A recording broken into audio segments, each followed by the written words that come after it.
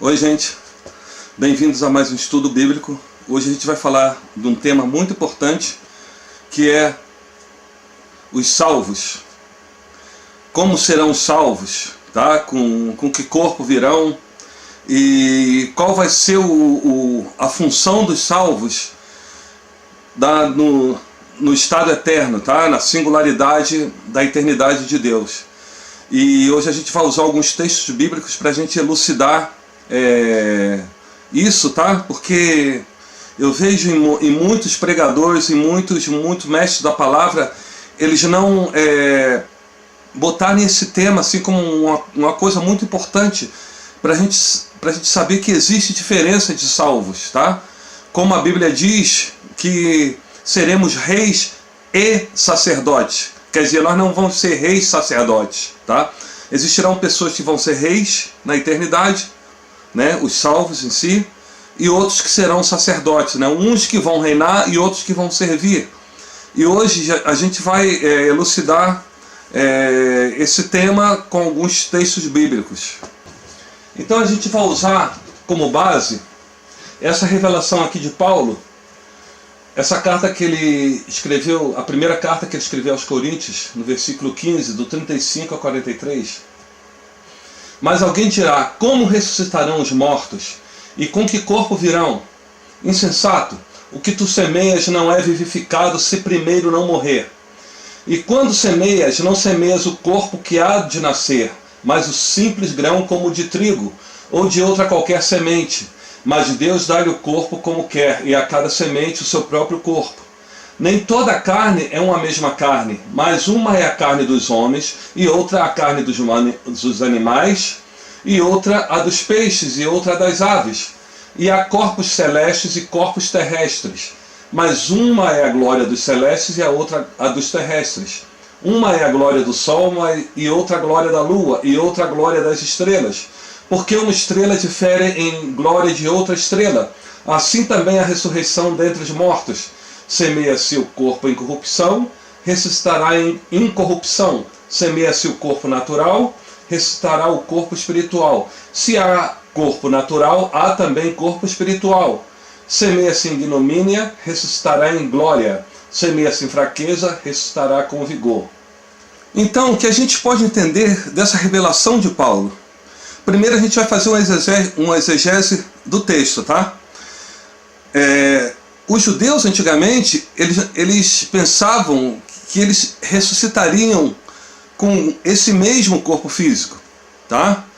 Então eles acreditavam que o Messias viria, tá? Como lá em Zacarias, quando ele vai botar os pés no Monte das Oliveiras, e ali os mortos ressuscitariam para a eternidade, e o Senhor Jesus reinaria então por toda a eternidade a partir de Jerusalém.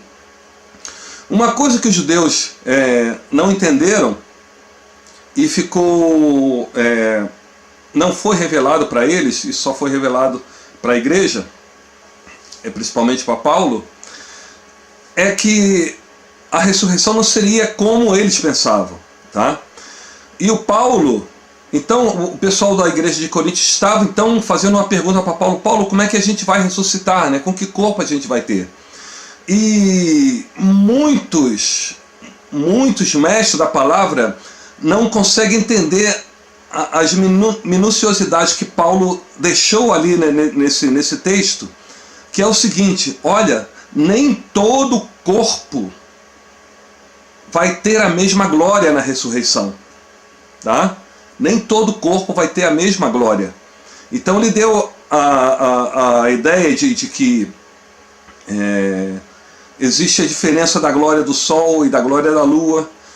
As estrelas são diferentes, uma é mais gloriosa do que a outra. É exatamente isso que Paulo deixou a entender. Ele quer dizer o seguinte: olha, depende do que você semear na sua vida.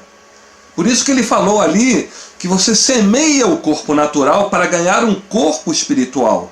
E ele não está falando ali de uma morte natural: olha, todos vão morrer e agora vão ressuscitar em um corpo de glória, todo mundo igual, vai ter um corpo de glória. Não. Ele falou: olha, o que você semear do teu corpo corruptível você vai colher o corpo de glória de que você semeou. Vocês estão entendendo exatamente isso que o Paulo quer dizer? Por isso que ele começa a resposta falando insensatos.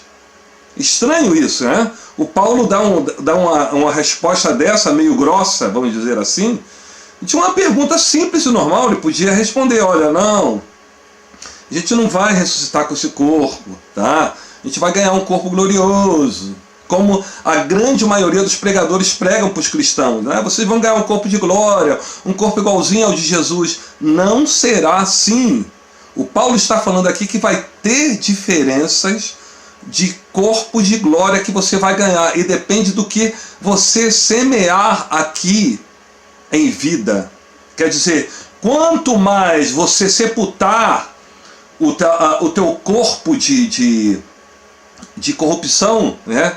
Assim entendido, quanto mais você sepultar a tua carne, o teu eu, o teu ego, todas as coisas que influenciam nas obras da carne, quanto mais você sepultar isso, mais você vai colher de corpo de glória, mais grandioso será o teu corpo glorioso.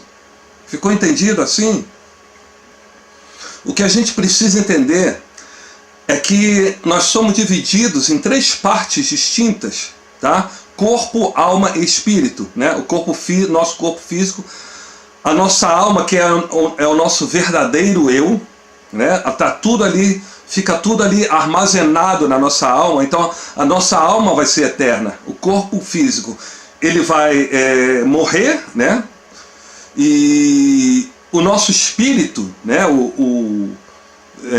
O sopro de vida que Deus soprou em nossas narinas, ele volta para Deus, independente de que você seja salvo ou não. Os ímpios morrem, o espírito volta para Deus, o corpo morre e ele fica com a alma. Então a alma é que vai para o inferno ou vai para o paraíso nesse momento, então, tá? Só para a gente entender o que acontece na nossa morte. Então a gente fica na alma. E o grande problema é quando o nosso corpo físico ele começa a colocar impurezas dentro da nossa alma, e quando a gente morre, essas impurezas permanecem eternamente. Eu vou mostrar isso para vocês mesmo nos salvos, tá? Então quer dizer, quanto mais você esvaziar, você tirar da tua alma tudo que é influência do teu corpo físico, a tua alma, quanto mais pura, né, vamos dizer assim, ela ficar quando você for salvo, então mais glorioso você vai ganhar do corpo espiritual, entendeu? Eu vou mostrar isso para vocês nesse versículo bíblico que as pessoas não entendem direito, tá bom? Apocalipse 6, do 9 a 11. E havendo aberto o 5º selo, vi debaixo do altar as almas dos que foram mortos por amor da palavra de Deus e por amor do testemunho que deram, e clamavam com grande voz, dizendo: até quando, ó verdadeiro e santo dominador, não julgas e vingas o nosso sangue dos que habitam sobre a terra?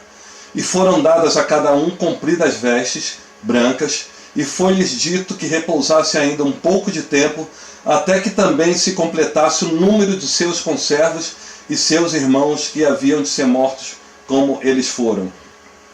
Fazendo então uma exegese desse texto, dessa visão de João, quando ele foi arrebatado em espírito ao céu, tá? Ele viu debaixo do altar de Deus umas almas, tá? Vocês estão vendo que ele viu almas, ele não viu espírito e não viu corpo, viu almas dos que foram naturalmente degolados, tá? E estão pedindo vingança. Vocês entenderam? Essas almas estão no céu, elas estão, no caso aí, elas estão num ambiente de total pureza, de total paz, de total gozo, né? Estão debaixo do altar do Senhor, estão pedindo vingança daqueles que acabaram com a vida deles, quer dizer, acabaram com o corpo físico deles ali na terra. Eu faço uma pergunta para vocês. Um exemplo, tá? Um exemplo. Vocês lembram de Estevão? Foi o primeiro mártir. Ele foi apedrejado. E o Paulo estava ali consentido com o apedrejamento dele, tá? Pode ser até que Paulo que tenha chefiado esse pessoal para ir lá apedrejar Estevão. E naquele momento, o Estevão pediu para perdoá-los. Agora vocês imaginam Estevão no céu, agora dizendo para o Senhor: Senhor, mudei de ideia. Mudei de ideia. Eu quero que o Senhor vingue o meu sangue daqueles que me apedrejaram. Vocês viram a diferença de caráter entre Estevão e essas almas que estão debaixo do altar de Deus pedindo por vingança? Isso é o caráter de quem não sepultou todo o seu corpo físico, tá? E alguma coisa ficou impuro dentro da alma deles que moldou o caráter deles para a eternidade. Eu estou falando que moldou o caráter dele para a eternidade porque eles já estão mortos fisicamente, estão no céu e a preocupação deles é pedir vingança. Vocês entendem? Um verdadeiro nascido de novo que sepultou toda a sua carne física, inclusive o seu ego, jamais pediria a Deus lá no céu, salvo vingança daqueles que por alguma maneira martirizaram o corpo físico deles aqui na terra. Vocês estão entendendo agora? É uma reflexão que a gente tem que fazer sobre o que a gente consegue mortificar da nossa carne, do nosso corpo natural, do nosso corpo impuro, do nosso corpo corruptível, o que a gente consegue sepultar dele, vamos dizer assim, no que Paulo falou, o que a gente pode semear, porque quando a gente sepulta a nossa carne, a gente está semeando para ganhar um corpo espiritual, e quanto mais a gente sepulta, o corpo glorioso vai ser muito maior, tá? Então, o que Paulo quis dizer ali em 1 Coríntios 15, eu só queria começar assim para vocês entenderem, entendeu? Que quando a gente morre, não vai ser tudo transformado, como por milagre, você vai esquecer de tudo. Ó. Eles estão lembrando das pessoas que martirizaram eles aqui na terra.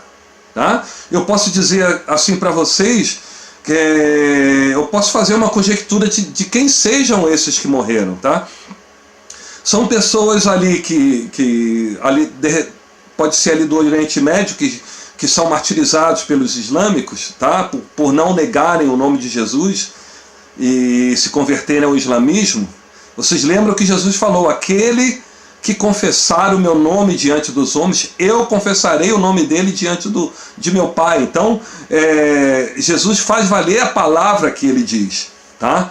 Então, essas pessoas, pode ser que elas não sejam, vamos dizer assim, eles podem ser pessoas religiosas, tá? Vamos dizer assim, de algum tipo de religião, pode ser o catolicismo, pode ser os cristãos coptas lá do Egito, podem ser os cristãos ortodoxos, e quer dizer, são pessoas que realmente elas não sepultaram totalmente o eu delas, não nasceram de novo no batismo, por isso que elas não, olha os detalhes, elas não têm vestes brancas. Então quer dizer, porque você ganha as tuas vestes brancas no batismo, tá? Porque você sepultou, você sepulta ali o teu eu, né? o teu corpo físico, é no batismo. Porque no batismo nós morremos com Cristo, nós rejeitamos o nosso homem velho e agora a gente vai nascer um homem novo.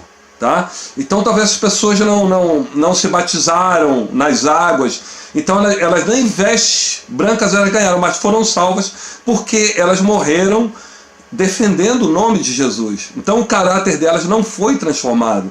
Então elas subiram dentro da alma com aquele caráter de vingança, que não é um caráter digno de uma pessoa que que nasceu novamente, vamos dizer assim, de uma pessoa que absorveu o caráter de Cristo. Porque a gente tem que entender que a noiva de Cristo, né, quem vai casar com Cristo, vai se juntar uma só carne com Cristo. Então quer dizer, o nosso caráter tem que ser o mesmo caráter de Cristo. Então Cristo era perdoador, ele não quis vingança daquelas pessoas que mataram, martirizaram ele na cruz.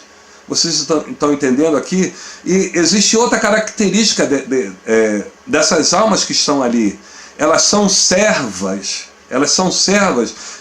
Então, por consolo, elas já ganharam as vestes brancas lá no céu. Daqui a pouco eu vou falar para vocês sobre as vestes brancas, tá? E elas são servas, elas não são reis. O João não viu coroas na cabeça deles, só viu as almas. E elas ganharam naquele momento as vestes brancas. Então o que são as vestes brancas? A gente vai ler em Apocalipse 19, 7 e 8. Regozijemo-nos e alegremo-nos e demos-lhes glória, porque vindas são as bodas do Cordeiro, e já a sua esposa se aprontou, e foi-lhe dado que se vestisse de linho fino, puro e resplandecente, porque o linho fino são as justiças dos santos. Tá? Em outro capítulo a gente vai ver o que são essas vestes de justiça, e é o próprio Deus que nos dá ali em Jó 29, 14 a 16. Vestia-me da justiça, e ela me servia de vestimenta. Como manto e diadema era a minha justiça, e eu me fazia de olhos para o cego, e de pés para o coxo, dos necessitados era pai, e as causas de que eu não tinha conhecimento inquiria com diligência. Então a gente entendeu agora que essas vestes brancas são vestes de justiça. Tá bom? Para a gente entender, a gente perdeu as nossas vestes de justiça ainda lá no paraíso. Vocês lembram? Quando o homem desobedeceu a Deus, eles viu que estava nu, porque antes ele estava com as vestes de justiça dele. Por isso que eles andavam nus fisicamente, mas eles não se achavam nus porque eles tinham uma veste espiritual de justiça. Só para vocês entenderem, toda a aparição de anjos, quando a gente vê na Bíblia, estão com vestes brancas. Tá? Quando você vê toda a visão que as pessoas têm do céu, os anjos estão com vestes brancas. Então, as vestes brancas são as vestes de justiça. Que justiça é essa? A justiça de Deus. Então, quando a gente se batiza, tá? Vocês lembram que quando o homem perdeu as vestes brancas, o Senhor Jesus matou cordeiros, tirou a pele deles e cobriu Adão e Eva com túnicas, né, de pele de cordeiro, justamente para eles não se sentirem mais envergonhados e a morte daquele cordeiro justificasse o pecado que eles cometeram.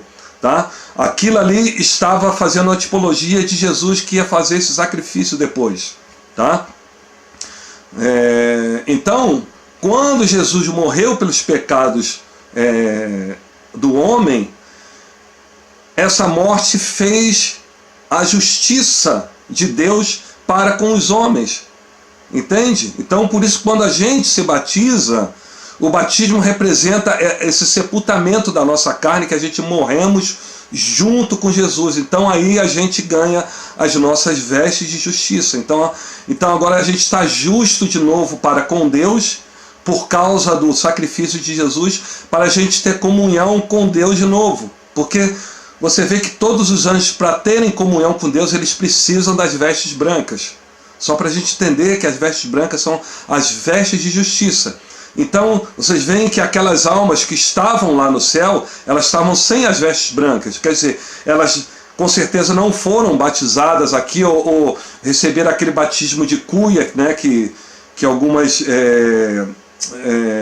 instituições cristãs fazem, como o catolicismo, e algumas instituições evangélicas, algumas denominações evangélicas, fazem aquele batismo de cuia, né, com a criança que não tem entendimento de nada. O batismo é uma coisa que você tem o teu discernimento de saber, agora eu morri, agora o meu velho homem, agora eu vou ressuscitar com Cristo eternamente, só para a gente entender, tá? E para a gente entender, a gente vai abrir aqui em Mateus 3, como foi o batismo de Jesus. Então veio Jesus da Galiléia ter com João, junto do Jordão, para ser batizado por ele. Mas João opunha-se-lhe, dizendo: eu careço de ser batizado por ti, e vens tu a mim.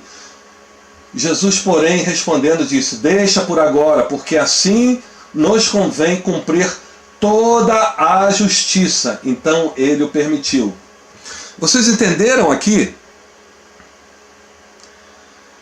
Jesus está falando sobre a justiça, tenha que se cumprir a justiça de Deus. Então, quando Jesus largou a glória dele lá no céu e veio se fazer como homem, ele tinha que começar tudo do zero, inclusive ser batizado para ser justificado.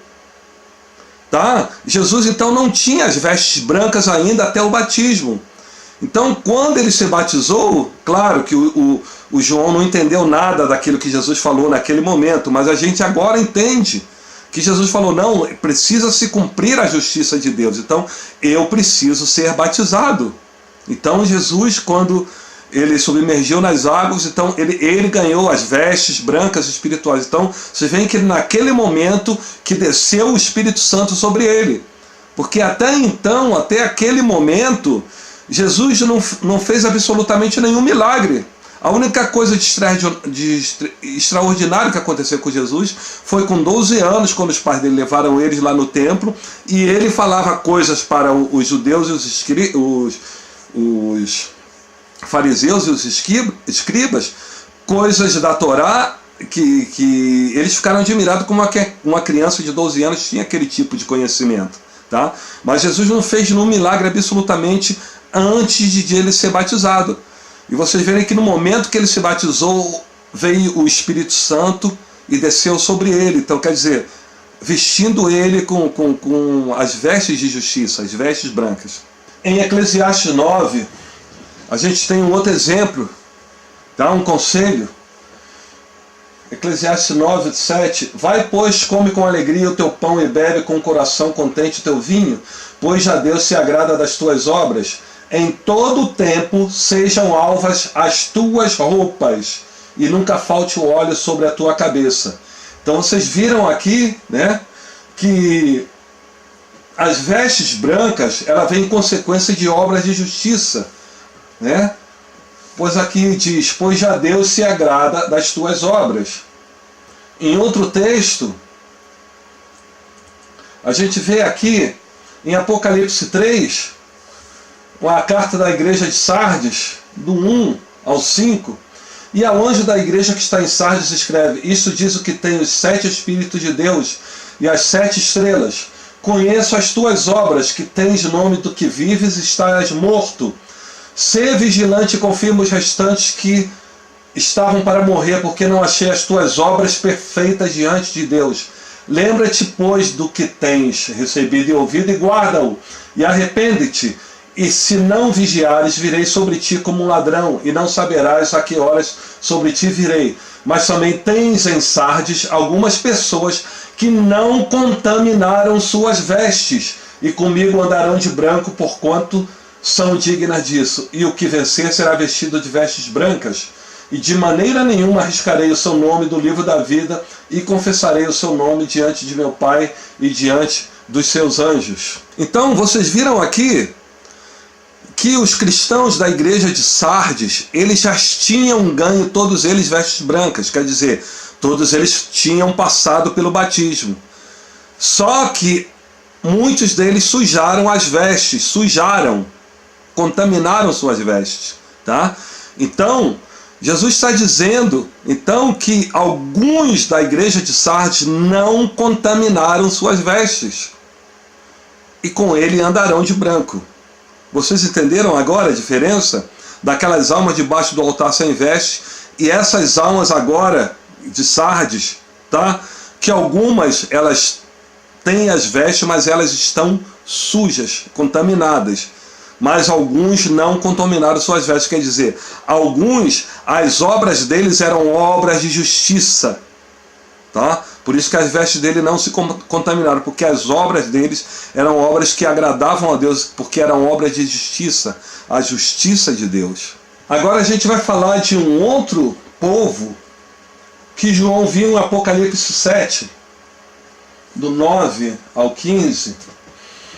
Depois dessas coisas olhei, e eis aqui uma multidão a qual ninguém podia contar, de todas as nações e tribos e povos e línguas, que estavam diante do trono e perante o Cordeiro, trajando vestes brancas e com palmas nas suas mãos, e clamavam com grande voz, dizendo: salvação ao nosso Deus, que está sentado no trono, e ao Cordeiro.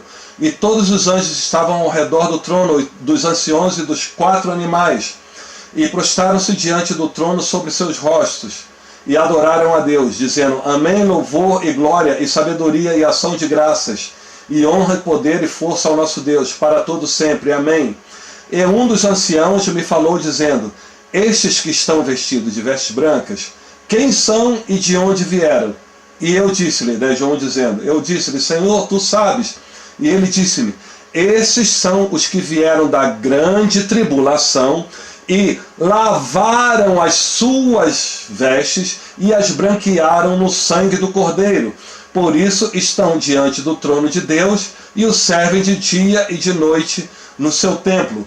E aquele que está sentado sobre o trono os cobrirá com a sua sombra. Então vocês viram aqui essa outra visão de João. Vocês lembram?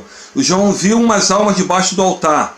Agora ele está vendo uma multidão de incontáveis pessoas que estão vindo da grande tribulação. Sabe qual é o problema? Que as pessoas acham que o arrebatamento vai ser depois da grande tribulação por causa desse texto. Mas existem coisas que as pessoas esquecem aí de fazer uma exegese bem minuciosa desse texto, para entender que aí não é o arrebatamento. Essas pessoas não foram arrebatadas, elas ficaram para a grande tribulação, tá? A primeira coisa que a gente precisa entender: elas tiveram que lavar as suas vestes. E se elas lavaram as suas vestes, é porque as vestes estavam contaminadas. Vocês lembram daqueles cristãos da igreja de Sardes? Alguns cristãos, Jesus falou que eles não contaminaram as vestes. Se você não tem uma veste contaminada, você não precisa lavar as suas vestes. Vocês entenderam? Tá? Então, o que quer dizer isso, lavaram as suas vestes? É que elas tiveram que elas próprias lavar as vestes no sangue do Cordeiro. O que quer dizer com isso? Que as pessoas não entendem. É que elas vão ter que passar pelo mesmo sofrimento que Cristo passou quando sangraram ele. Vocês entenderam?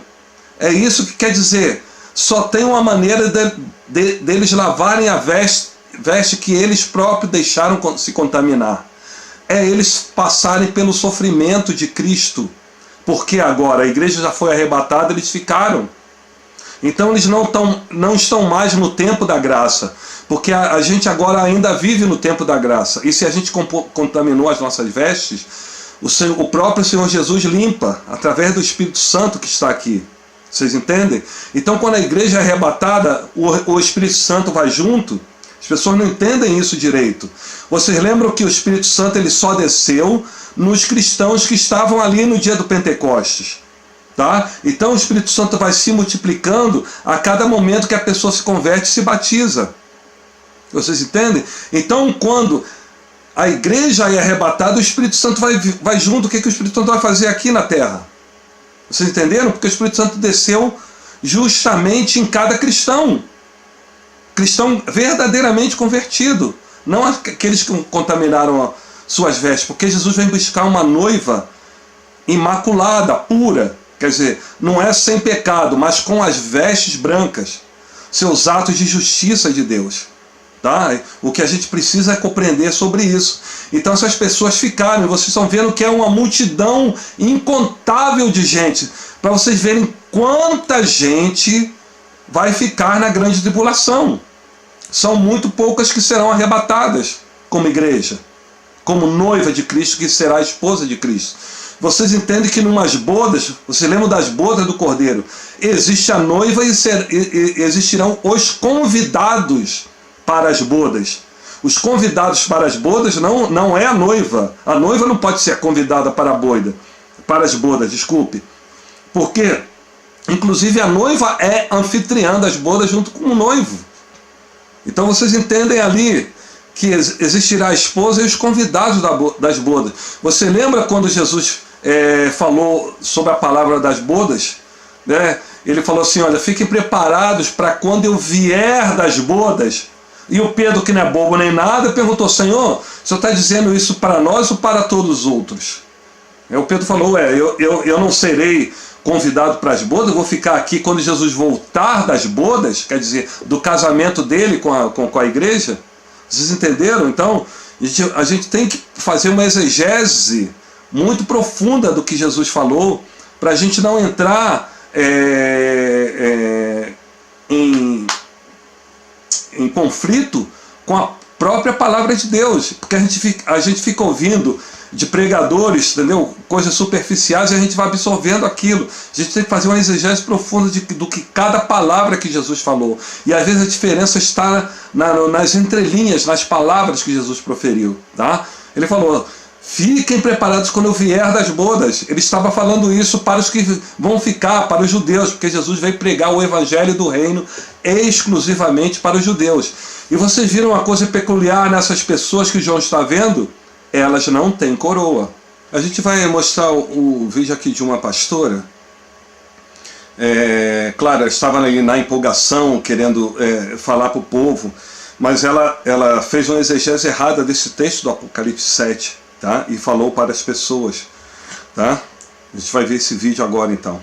Um dia Jesus vai chamar a gente, não vai? Jesus vai voltar para buscar a gente, não vai? Quem é que vai subir? Quem foi lavado no sangue de Jesus é que vai subir, não é? E quando a gente chegar diante do trono, diz a Bíblia que todas as tribos vão estar lá. Todos os povos, todas as línguas, cada um vai chegar com a sua música, com o seu som. E como é que os brasileiros vão chegar lá? Com samba! Para a gente entender melhor, a gente vai abrir mais uma vez ali em Mateus 25, na parábola das 10 virgens, para a gente entender melhor isso. Do 1 até o 12. Então o reino dos céus será semelhante a 10 virgens que, tomando as suas lâmpadas, saíram ao encontro do esposo. E 5 delas eram prudentes, 5 loucas. As loucas, tomando as suas lâmpadas, não levaram azeite consigo, mas as prudentes levaram azeite em suas vasilhas com as suas lâmpadas, e tardando o esposo, tosquenejaram todas, e adormeceram, mas à meia-noite ouviu-se um clamor, aí vem o esposo, saí-lhe ao encontro. Então todas aquelas virgens se levantaram e prepararam as suas lâmpadas, e as loucas disseram às prudentes, dai-nos do vosso azeite, porque as nossas lâmpadas se apagam. Mas as prudentes responderam, dizendo, não seja caso que nos falte a nós e a vós, e diante aos que o vendem e comprai-o para vós. E tendo elas ido comprá-lo, chegou o esposo, e as que estavam preparadas entraram com ele para as bodas, e fechou-se a porta. E depois chegaram também as outras virgens, dizendo, Senhor, Senhor, abre-nos. E ele respondendo disse, em verdade vos digo que não vos conheço. Vigiai, pois, porque não sabeis o dia, nem a hora em que o Filho do Homem há de vir. Vocês viram aqui que nessa palavra das 10 virgens existe muita coisa profunda para a gente fazer uma exegese, esclarecer melhor. Primeira coisa, se são 10 virgens esperando o noivo, é claro que óbvio que Jesus está falando dele, o noivo e da igreja completa, que está aqui na terra. Vocês entendem? Tá? E outra coisa, a noiva já saiu ao encontro do noivo. Tá? Ela não está esperando o noivo, ela já saiu ao encontro do noivo, ela está caminhando, indo em direção ao encontro do noivo. Tá? E o que aconteceu? No meio do... o noivo está tardando a chegar, elas estão indo em direção ao noivo, ela está tardando a chegar.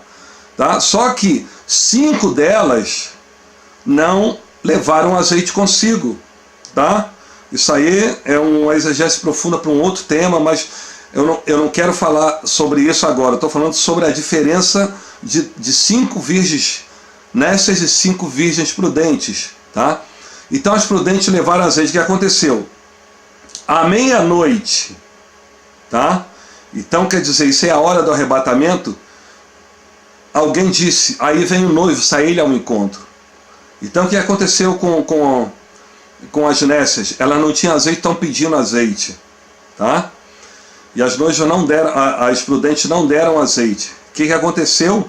Quando elas foram buscar comprar azeite para as suas lâmpadas, o noivo chegou e já tomou a sua esposa. Então entenda, quando elas chegaram, depois a porta já estava fechada.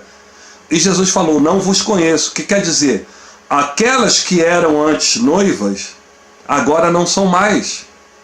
Vocês entenderam? Aquelas 5 eram 10 noivas do noivo, tá? Agora 5 já não são mais. Mas não tem juízo contra elas. Não tem juízo, não tem perdição. O Senhor está dizendo, olha, te prepara, vigia, porque você não sabe o dia nem hora que eu venho. Vocês entenderam? Quando Jesus vier, não é para casar de novo, porque ele não vai ter 2 casamentos, ele já casou, já teve as bodas. Algumas dessas noivas que ficaram aqui, elas vão ser convidadas para as bodas se elas morrerem na grande tribulação. E outras podem ficar até o final, quando Jesus voltar no último dia da grande tribulação. Tá? Isso que é o que o Senhor está dizendo para aquelas que ficaram, que não são mais noivas, não serão mais esposas.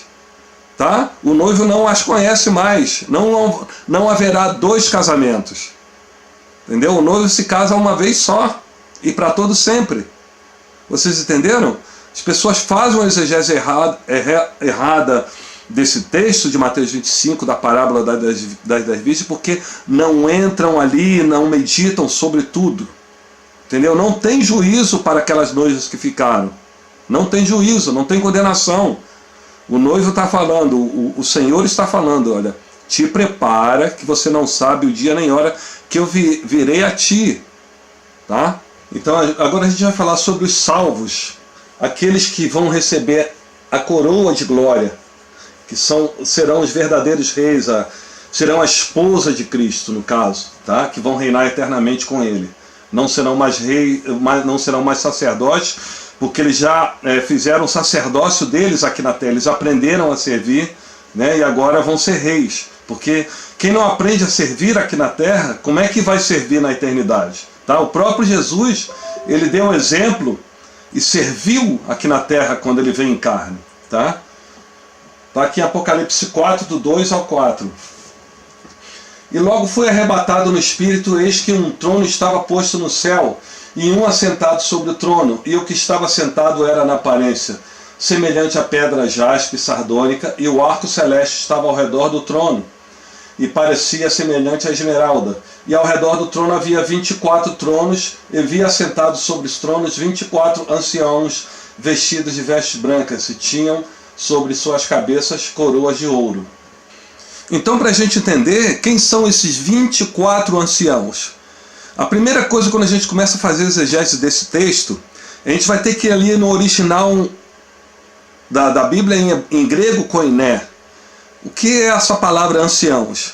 Ali no original, essa palavra é presbítero. Tá? Então, o que são os presbíteros? Os presbíteros são os líderes da igreja, todos, na totalidade. Tá? Apóstolos, mestres da palavra, evangelistas, profetas e doutores ou mestres da palavra. Tá? São esses 5 ministérios. Então, esses 5 ministérios, tá? É o presbítero ou episcopado, né? Essa palavra também é sinônimo. Então vocês veem ali, quem ganha coroa não é a totalidade da igreja, porque você tem aí uma igreja que são onde 2 ou 3 se reúnem no nome de Jesus, tá? A igreja é um sistema de governo, tá? As pessoas fazem uma confusão muito grande. Essa palavra no original igreja, eclésia ou ekanoia, é um sistema de governo, não é a substância. A substância é o corpo de Cristo que é formado dentro da igreja. Tá? Então é essa a diferença. Essas pessoas, elas são coroadas pelos atos de justiça que elas estão fazendo enquanto elas estão na igreja servindo, e agora elas são ungidas com ministérios. Tá? Por isso que essa palavra ali está anciãos. O João viu 24 anciãos. Ele poderia ver outra coisa, poderia ver com coroas na cabeça os 7 candelabros, vamos dizer assim, que os 7 candelabros representam a igreja na totalidade, na igreja. E então, só para a gente entender um pouquinho sobre isso, tá? Só quem recebe a coroa são os anciãos, quer dizer, os presbíteros, não é toda a igreja. A gente volta lá, Paulo em 1 Coríntios 15, né, que os corpos de glória serão diferentes. Tá? Então, quando Paulo fala que a gente vai receber um corpo glorioso igualzinho de Jesus, ali em Colossenses, ele está dizendo isso, né, ele está respondendo a uma carta para a liderança da igreja de Colossenses. Tá? Vocês vão receber um corpo igualzinho ao de Jesus, porque esses vão casar com Jesus, serão a esposa de Cristo na eternidade. Esses que vão reinar, esses 24 tronos são os 12 tronos da igreja do Antigo Testamento, Daniel, Jó, Davi e outros mais, né, que foram separados, né, daquelas 12 tribos de Israel. Esses são especiais, são pessoas escolhidas. Depois eu vou falar, para o vídeo não ficar muito longo, eu vou falar em outro vídeo dos salvos do Antigo Testamento, tá? Vocês vão ficar surpresos com essa revelação, tá bom? Mas a gente quer falar agora, por enquanto, dos salvos que serão reis e os que serão sacerdotes, os que vão reinar e os que vão servir, tá? Então vocês viram até esse momento as pessoas que irão servir, e agora estou revelando para vocês as pessoas que irão reinar. Essas realmente sepultaram todo o seu eu, tá?